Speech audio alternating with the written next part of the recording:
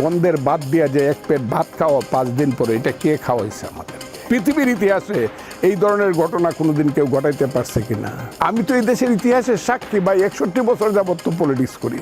শেখ মুজিবুর রহমান যদি মেরুদণ্ডহীন মাথা নত মানুষ হইতো, তাহলে ইন্ডিয়ান সৈন্যকে যাইতো। বিনিময়ে ভারতকে, যেমন শেখ হাসিনা বলেছেন, ভারতকে যা দিয়েছি সারা জীবন মনে রাখতে হবে। ভারতকে সহযোগিতা করেছে, কিন্তু তার বিনিময়ে কি কি নিয়েছে এবং সেটা কতটা যৌক্তিক ছিল, এই জিনিসটিকে যদি একটু নজর দিতেন। আপনি আজকে আমাকে কঠিন প্রশ্ন করতেছেন এবং বিব্রতকর, তারপর আমি উত্তর দিবই। আমি আপনাকে বলি, সেই ভারত 25শে মার্চ রাত বঙ্গবন্ধু অ্যারেস্ট হয়ে চলে গেলেন। আল্লাহ ছাড়া বাঙালির আর কোনো গতি ছিল না। সব কিছু পুরে ছারকার হয়ে যাচ্ছে, কেউ কিছু বলছে না। 26শে মার্চ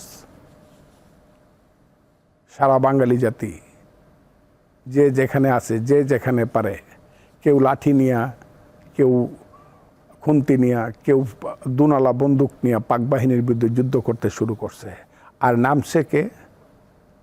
নামছে সেনাবাহিনী প্রথম। এবং সেই সেনাবাহিনী যিনি যুদ্ধের ডিক্লারেশন দিয়েছে, তাকে এই গৌরবের অংশ করতেই হবে। তার নাম Ziaur Rahman, major Zia. Major Zia do hereby declare the independence of Bangladesh. প্রথমে নিজের নামে বলছে। রেডিও সেন্টারে যারা বসা ছিল, আবুল কাসেম, সন্দীপ্ত যারা বসা ছিল, শফিদ সহ, হ্যাঁ, মুস্তারি, শফি, সবাই বলল, আপনি এটা কী করলেন? আপনার তো কোনো এন্ডোর্সমেন্ট নাই, আপনি কিভাবে দেশের স্বাধীনতা? তখন উনি বললেন, yes, I major Zia do hereby declare the independence of Bangladesh on behalf of our great national leader Bangabandhu Sheikh Mujibur Rahman. মানুষ জানলো সেনাবাহিনী যুদ্ধে নামছে সব জায়গাতে। শফিউল্লাহ যুদ্ধে নামছে। আমি কিশোরগঞ্জে ছিলাম। শফিউল্লাহ 1 এপ্রিল কিশোরগঞ্জে গেছে, ওই দিকটা ময়মনসিংহ হয়ে গিয়ে আজিমুদ্দিন হাই স্কুলে গিয়ে ক্যাম্প বসাইছে। শফিউল্লাহ মেজর, পরে major general Shafiullah, Khaled Musharraf, CR Dutta, Mir Shaukat Ali এবং পরবর্তী সময়ে কর্নেল তাহের, পরবর্তী সময়ে কাজী নুরুজ্জামান, মেজর মঞ্জুর পাকিস্তান থেকে আইসা, মেজর জলিল পাকিস্তান থেকে আইসা, এইভাবে সেক্টরে সেক্টরে যুদ্ধ শুরু হলো। কিন্তু আমাদের শুধু বেঙ্গল রেজিমেন্ট দিয়ে তো পাকিস্তানকে মোকাবেলা করা যাবে না। এরা প্রত্যেকে যে পিছাইতে পিছাইতে কোথায় গেল? জিয়াউর রহমান সাহেবের নিজের বই পড়েন, নিজের উক্তি পড়েন, নিজের লেখা পড়েন, বলে আমি পিছাতে পিছাতে সাবরুম চলে গেলাম। সাবরুমের পরে নদীটা পার হয়ে বিলোনিয়া আমাকে যেতে হলো বাধ্য হইয়া, এবং আমাকে আশ্রয় দিল। বিলোনিয়া কোথায়? বিলোনিয়া হইল ত্রিপুরায়, ইন্ডিয়ার ত্রিপুরা। এবং সমস্ত মেজরদেরকে, বিলোনিয়া না শুধু, সবাই করিমগঞ্জ আশ্রয় দিল। কাকে? সিআর দত্তকে। সেটা নিয়ে কোনো প্রশ্ন সব দিল। আমি যে গেলাম যুদ্ধে, হাজার হাজার লাখ লাখ ছেলে যে যুদ্ধ গেল, প্রথম যে আমরা বর্ডারটা পার হইলে পরেই গিয়া ওই যে ইন্ডিয়ার বুটের ডাল আর গন্ধের বাদ দিয়া যে এক পেট ভাত খাওয়া 5 দিন পরে, এটা কে খাওয়াইছে আমাদেরকে? আমি জানি তাদের স্বার্থ আছে, এটা মাথায় রেখে আমি কথাটা বলি। ইন্ডিয়া খাওয়াইছে। তারপরে যে আমি যুদ্ধে গেছি, আমি যে 4 সপ্তাহ ট্রেনিং দিছি, ট্রেনিং দেওয়ার পরে যে আমি 7.62 রাইফেলটা নিয়ে যে ভিতরে ঢুকছি, এলএমজিটা নিয়ে ভিতরে ঢুকে, এটা কার ছিল? এটা ইন্ডিয়ার ছিল। সেটা বুঝলাম, কিন্তু স্বাধীন, যেটা যে প্রশ্নটা বলছে ওইটা দিয়ে কেউ অস্বীকার করছে না। কিন্তু স্বাধীনতার পরে ভারতের সাথে বাংলাদেশের যে সম্পর্ক, দেশের মানুষের সাথে কি সম্পর্ক হয়েছে, নাকি শেখ হাসিনার সাথে সম্পর্ক হয়েছে? শেখ হাসিনাটা পরে আসেন, আমি বঙ্গবন্ধুর সাথে কথাটা বলি। জি, বঙ্গবন্ধু কিন্তু ভারতের মাথার উপর দিয়ে উড়িয়েই কিন্তু লাহোরে গেছে। গেছে কিনা বলেন? ইসলামী সম্মেলনে গেছে নাকি না যায়নি? যেটার জন্য বঙ্গবন্ধুকে অনেক খেসারত দিতে হয়েছে। তার সাথীরা না করছে। বঙ্গবন্ধু বলছে, আমি কারো মাখা তামুক খাই না, আমি উড়িয়ে যাবই। গেছে।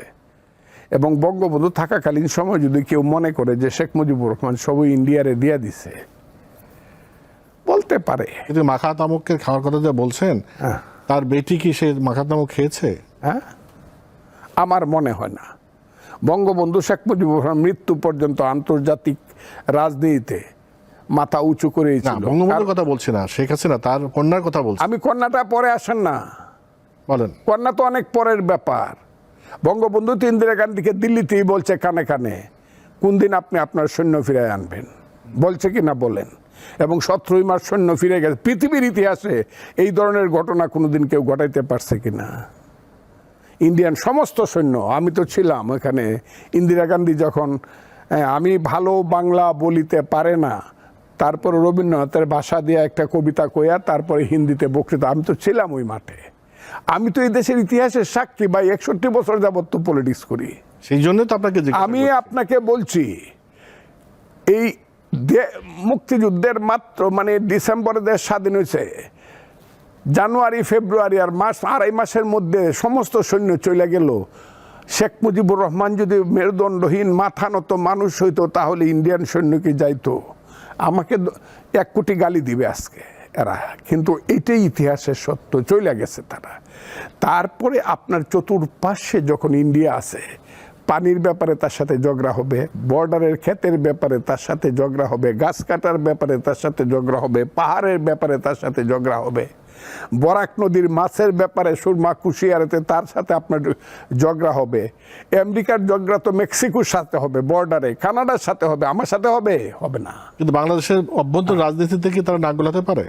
না, নাক গলানো উচিত না। তারা যে নাক গলাইছে, যে নাকটা তারা গলাইছে এইবার, এটা শেখ হাসিনার ব্যক্তিত্বহীনতা, আওয়ামী লীগের রাজনীতিহীনতার জন্য যে নাকটা গলাইছে, ইতিহাসে তাদেরকে তার জন্য কৈফিয়ত দিতে হবে।